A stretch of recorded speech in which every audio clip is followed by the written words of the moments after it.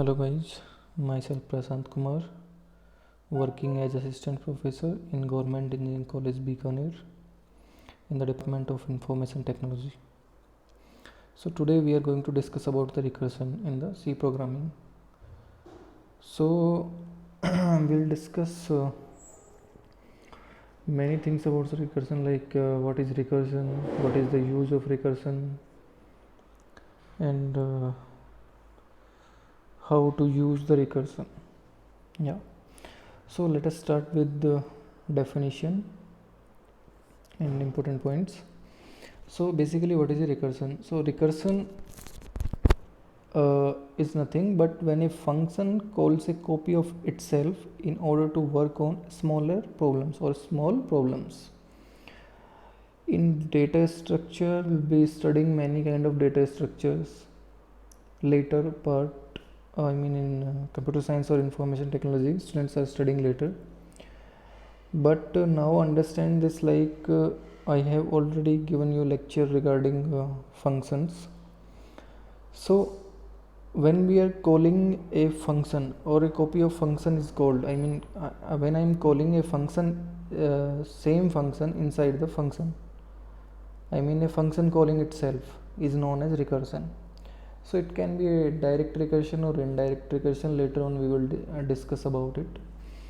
So yeah, I was talking about in computer science that smaller problems. So in computer science or in real time, we can say some of the problems like related to graph, maybe we can say for transportation problems, we are using that divide and conquer method. We can use that in that the big problem is divided into small problems, and by using the solution of these, when after dividing we are calculating solution for these smaller problems, and then we are combining the solution for solution of all small problems to calculate the solution of big problems. So that is nothing but bigger problem is divided into smaller problem, and smaller problem solution is calculated and then combined to calculate the solution of the bigger problem. Okay, if you understand this, then that is okay. If you don't, then also it is okay. So now come to the point. What is a recursion? So recursion is nothing when a function calls a copy of itself in order to solve the smaller problem. So we'll understand it using example. Recursive functions are the functions that calls themselves again. Same point. These type of functions calls are known as recursive calls. So a function is calling itself. So these kind of calls, what they are called? They are called as recursive calls. The recursion in C generally involves various number of recursive calls. Number of when we are writing programs, then when we are using recursion, then number of recursive call happens, and number of recursive calls are maybe depending on the size of the input and we can say size of problem. It is considered to be very important to impose a termination condition of recursion, also known as base condition. So when a function is calling itself or same function is calling itself inside the function, so we have to give a termination condition. Why termination condition? Termination condition is required because who will decide where to stop? So we need a stopping point, or we need a termination condition, or we can say a condition is given. If that condition is true, then we will stop the execution of that function, or we will no more will execute that function. That no more that recursion will continue after that, after termination condition, or that termination condition is also known as base condition. Now next point is recursion code in the C language is generally shorter than the iterative code. So what is the meaning of iterative code? So earlier we have discussed about loops, right? For loop, while loop, do while loop. So in arrays also I am using nested loops, double for loop for 2D array, and triple for loop for 3D arrays. So the solutions which we are doing using loops are known as iterative. same means number of iteration in number, we are executing the same code for the number of iterations. That is a lengthy process when we are using iterative method or using loops. So in case of recursion is using it is less complex, and the code is shorter, and it is short, and we can say neat and clean. Two lines or 3 lines of code easily can work instead of 15, 20 or 100 lines, right, in case of iterations. So recursion code is shorter than iterative code. So let us understand this thing with the help of an example. Suppose I want to calculate the factorial of a number. I assume that you all know how to calculate a factorial. Okay, I will give example first. So suppose I want to calculate factorial 5 or 5 factorial. So how it will calculate? It will calculate until 0, 5 into 4 into 3 into 2 into 1, and 0 factorial is 1. So what it will be? 5 into 20, 60 and 120. So 5 factorial is 120, right? So we want to write a functions to calculate the factorial using recursion. So here first let us highlight on the points which I have explained you in the earlier slide. Here integer type function factorial, the parameter passed is integer n. So input, the function is taking integer n as a input, and the name of the function is factorial, and the return type of the function is integer. So first of all, is it a recursion or not? That program is using recursion or not? First of all, just understand this. Yes, this function is using recursion. Why it is using recursion? Because here I am using again that function fact of n into fact of n minus 1. Okay, forget about n. I am multiplying n with factorial of n minus 1, right? So here you will say function is calling itself. Yeah, function is calling itself, but input here it was n, so it was a variable, so that input value is changing n minus 1, so it is becoming a smaller problem. So earlier I have told you that recursion is used to solve the smaller problems, right? So first suppose that integer value was integer n value, integer type variable n value was 5. Now it will become 4, and recursion will go on, and the value will be reducing up to that base condition or that termination condition. So yeah, again so this is a recursion. First of all, this is a recursion. We are using recursion here, right? This is the example of recursion. Why this is recursion, I have told you. Now come to the point, come to the program. So if you want to calculate factorial of any integer number, so this program will work, this function will work, and this is a function we have designed. So we have studied about functions earlier. So when we call this function inside our main, then it will give the desired output. So this is the function. So we can call a function inside main, right? Yeah, later. So yeah, let us start. Function is taking factorial function is taking integer n as a input. Now we are giving base condition when recursion will stop. Recursion will stop when the value of n is less than or equal to 1. When value of n is less than or equal to 1, then what it will return? It will return 1. That function will return 1. When n value is lesser than 1 or equal to 1, then function will return 1.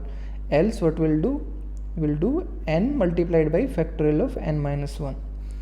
So yeah, n means the input you are giving multiplied by factorial of n minus 1, means if we are giving input as 3, then for first time I am running this, then it will do fact of n minus 1 means 2, fact of 2. So again it is calling the same function. Where it will go? That thing, okay, when we are executing this line, then after this, when this comes into picture, then again it will go to that fact, again it will call the function. So factorial of n, so what that factorial will do, again will go to that factorial and will check if n is less than equals to 1. No, then what it will do, it will return n into n. Here means again now n value is updated, n value is updated again for new. Now n value is 2 multiply by fact of n minus 1, n minus 1 means 1. Again it will call to that fact function, then again we'll check n is less than equals to 1, right, base condition. So what it will, that function will return, it will return 1. So that smaller problem is solved now. Then using a smaller problem we will write solution here, then it will become 2. Then that complete solution for this thing is 2. Then in place of this thing we'll put 2. Then what will be the solution for bigger problem? It will be 3 multiplied by 2, it will be 6. So what we are giving input here, n equals to 3, and if you are checking manually, the factorial of 3 is 3 into 2 into 1, it is nothing but 6. So, and by using program also I am checking, and what is the factorial of that program is evaluating, that is also 6. Okay, now let us erase this. Okay, yeah, so now we'll take another scenario also. I mean recursion, how things are going on inside stack. So I want to tell you what is a stack. So stack is nothing but it is a kind of data structure in which recursion happens. Means recursion is using stack as a data structure to solve the problems. So how recursion, which principle recursion is using? In recursion we are making entries. Suppose first time I am calling this function factorial n, first time that fact of 3 is called, fact of 3 again will be calling fact of 2, again fact of 2 will be calling fact of 1, then it will be returning 1 up to the base condition. Like suppose I am giving 5, so first f5, then f4, f3, f2 up to f1. So where these functions will be stored, or where these local variables, I mean n value is changed for another iteration, right? I have told you in the previous slide. So where these local variable value and that function calls will be stored, these functions calls will be stored in the stack. So for suppose n equals to 3, first time I am talking about, so instead of fact here space I mean I cannot write, so I am taking simply f. So first time we are calling f3, and here variable we are taking n and the value of n is 5. So different space for, I mean local variable. So that n is nothing but it is a variable which is local to the that factorial function only, that function only. When I am calling f4, then n value will be updating again. So f4 again I am checking n is less than equals to n equal to 3 I am taking here. So 3, sorry, so 3. So here n value is 3, right?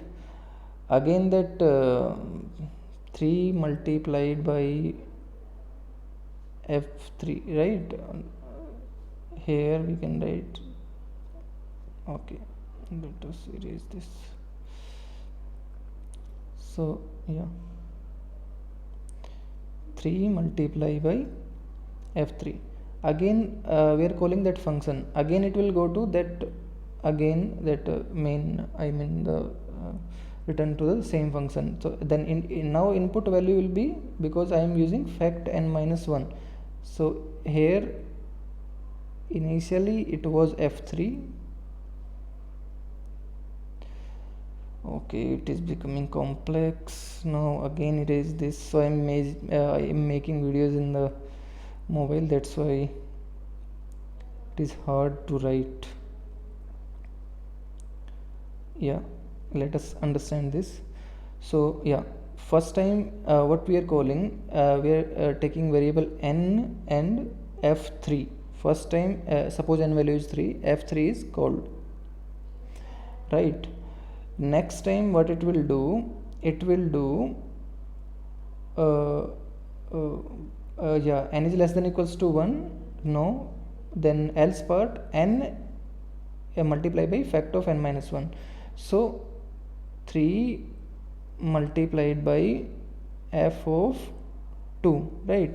Instead of fact I am taking f here for I mean it is unable, I am unable to write here the complete name. Yeah, again we are going to main function, we are checking n is less than equals to 1 or not.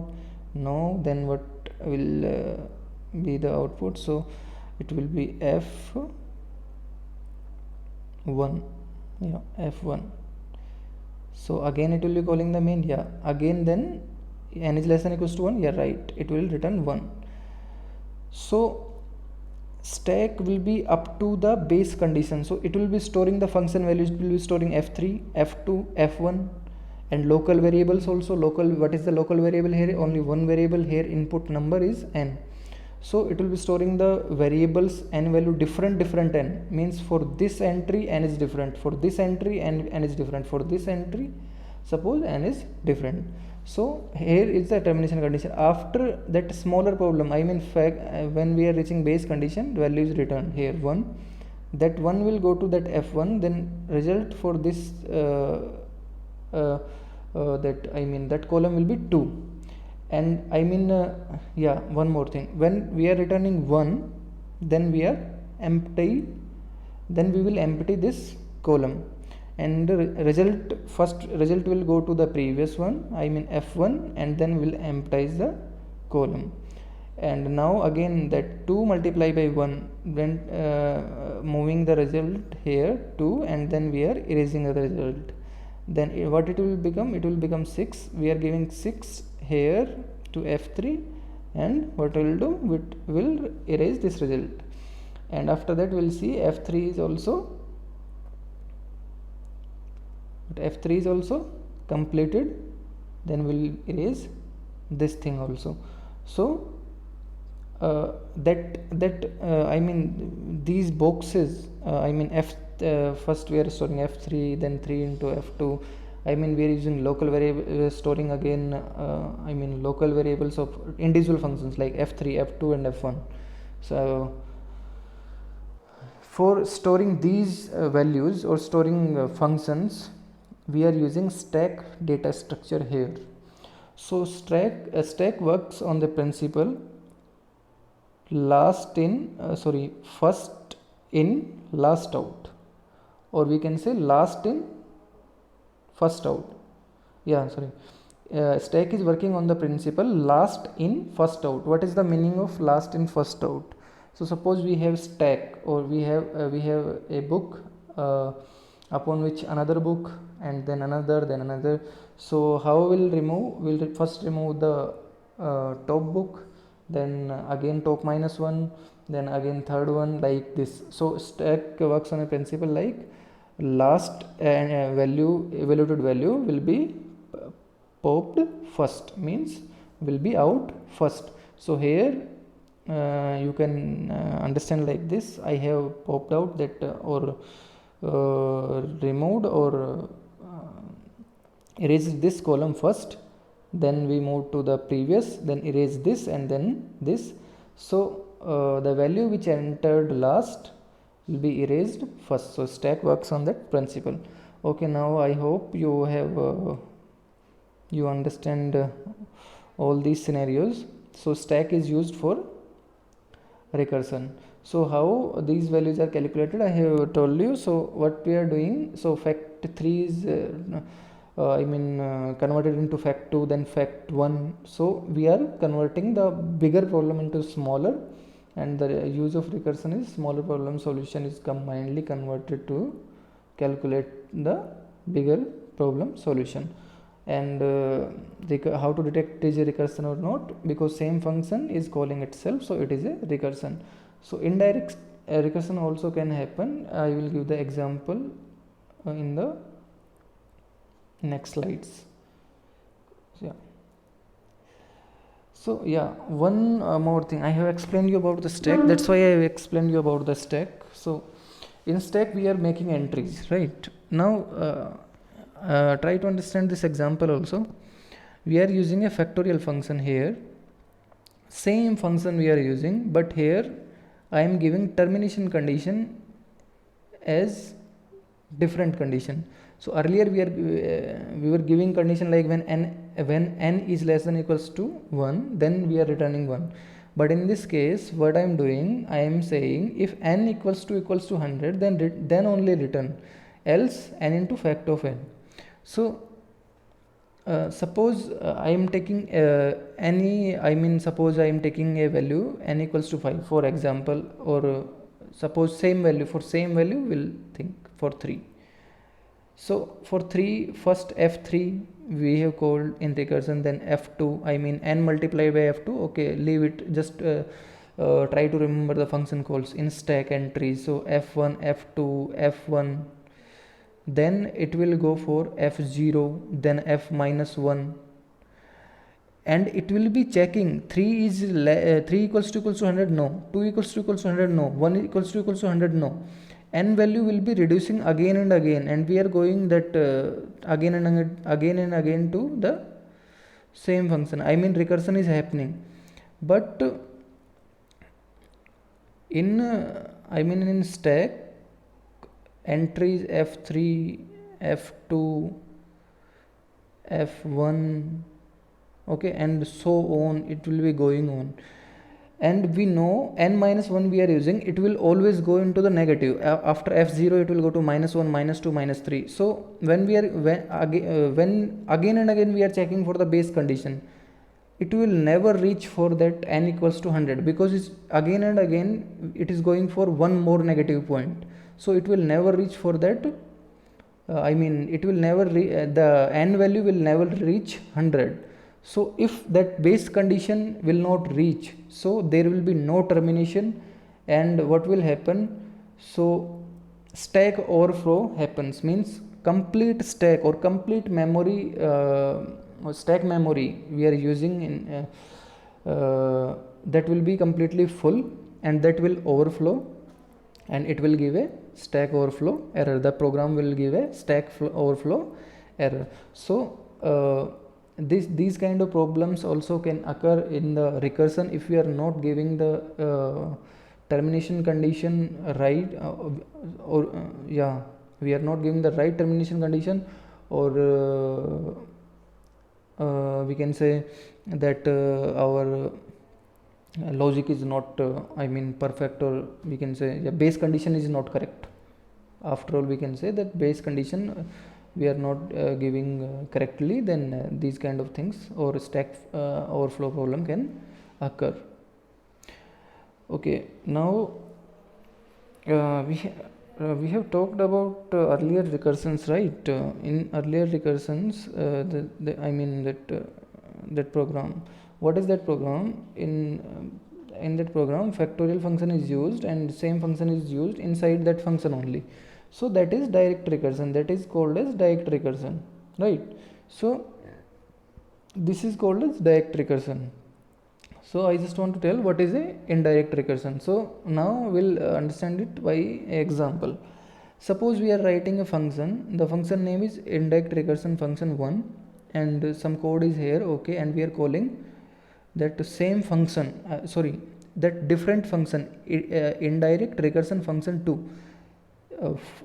Inside a function we are calling a different functions, okay, that is all right. And inside that then we are giving definition of that recursive function. Here again we are writing that f2 we are using here, and we are writing, or we are defining this function here, f2. We are using f2 inside f1, and we are defining f2 is here. So some code, okay, and indirect recursion function 1. Yeah, so here I am using that function. So what basically happening? So I am not writing directly that thing here. Instead of that, I am writing different function, and I am giving the name of that different function here, and inside that different function I am using the same function. So that is called as indirect recursion. I think you all understand this.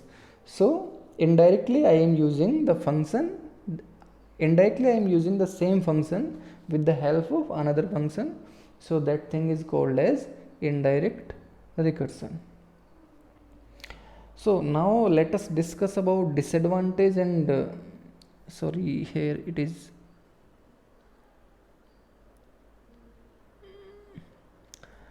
advantage. So first we'll try to discuss about the disadvantage. So both recursion and iterative programs, recursive and iterative programs, both, I mean both the programs can be solved either by recursion and iterative methodology. So what is the meaning of this? Suppose we are solving a problem using the loops, right? We can solve the same program using recursion also, right? And if we are using a program using recursion, then we can solve the same program using loops also. So both the problems, if a problem can be solved by using one method, then it can be solved by another method also. So first point is this thing. So that is a point that is not a disadvantage. The disadvantage is the recursive program has a greater space requirement than iterative program, as all the functions will remain in the stack until the base case is reached. So in case of iterations, you have already seen when we are using loops, we are using normal variables like integer I. Suppose I'm inside loop, I'm using for I equals to 0, I is less than equals to 5, I plus plus. Nested loop, if we are using, we'll use another variable j. So we are using variables, so variable memory is required. But when we are calling recursion, I have already explained you, inside stack we are calling functions. So again and again I am calling same functions for so the memory again will be allocated for that functions. I mean for f3 different column is allocated inside stack, for f3 for f3 is another, for f2 another, f1 another, until the base condition reaches. So these all functions call will be in the stack only up to the base condition or the termination condition reached. So up to the point when we are receiving 1, in the previous example we are receiving 1, that f3 f2 is stored inside the stack, right? So for that memory is required, so space requirement is more in case of recursion, right? Now we'll talk about the advantage. So what is the advantage of recursion? So advantage of recursion is I have already told you that it is it will give the small and small and clean code. So recursion provides a clean and simple way to write the code. So simply suppose I want to calculate using calculate a program or write a program using iteration, some complex program is there nested for suppose 3 iterations I am using, then I am writing the code. In case of recursion, simple I am giving the termination condition, and for else part I am just giving simply the what operation will happen, I mean that recursion part, and that what you want to calculate, that if you want to calculate that factor, in case of factorial we are multiplying by n. So simple, that code is neat and clean and simple. And some of the problems like so factorial problem is that simple one, but in case of complex problems like in tree traversal problem, tower of Hanai problems, these are problems which are used in these problems the problem is converted into smaller problems, so there we are using recursion. So and most importantly in data structure, in case of divide and conquer, we are using this recursion, that is very much helpful because we can easily write the code, and it is easy to understand, and it is easy to understand, and it is looking for if someone other is also reading the code, then it is looking like a simple one. But when you are solving the problem using recursion, it is hard to find the recursive relation. It can be complex to find the recursive relation, how to solve that problem using recursion. So but if you find the solution anyway, then it is simple one, I mean neat, clean and simple. But iterative is complex and yeah, is a uh, I mean we are writing many lines of code. Yeah. Yes, so yeah, that's it for today. So yeah, today we have completed the recursion, and now we'll move on to the file pointers, sorry, file handling. So yeah, thank you so much. And the references I have used for this thing is our standard book Diagnesis Richi, Geeks for Geeks, Tutorial Point, Java T Point, Study Tonight, many online resources like video lectures like Neptel. So yeah, I hope you understand the concept of recursion. Okay, thank you so much.